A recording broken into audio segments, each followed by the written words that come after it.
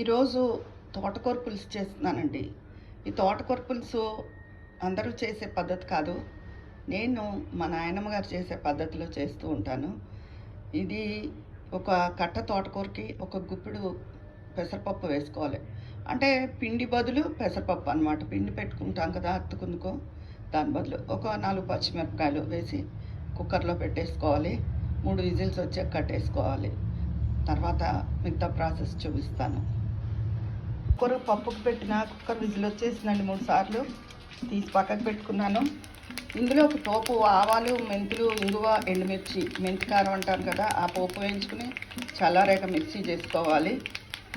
ఇదిగోనండి, ఈ పులుసులో చింతపండు గుజ్జు, బెల్లం కొంచెం చిన్న ముక్క, ఉప్పు వేసేసుకున్నాను. ఇలా అన్నమాట. అంటే ఇది పప్పు అనుకునే వాళ్ళు పప్పు అనుకోవచ్చు, మేము పులుసు అంటాం అన్నమాట. అయితే ఇప్పుడు ఇందాక చూపించిన మెంతి కారం మిక్సీ చేసేసుకుంటాను. ఈ లోపల పులుసు ఒకసారి మరుగుతూ ఉంటుంది. మిక్సీ చేసుకున్న మెంతి కారం ఇందులో కొంత ఇప్పుడు పులుసులో వేసేస్తాను.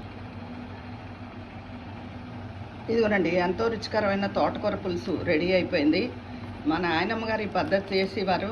నేను చేసినప్పుడు మా ఇంటికి వచ్చిన వాళ్ళు కానీ మా బంధువులు కానీ చాలా ఇష్టపడేవారు ఈ రుచిని.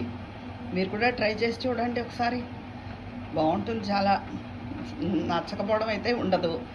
పెసరపప్పు మంచిది, ఆకుకూర తోటకూర ఎలాగా మంచిది, ఈ మెంతికారం షుగర్ వాళ్ళకి మంచిది.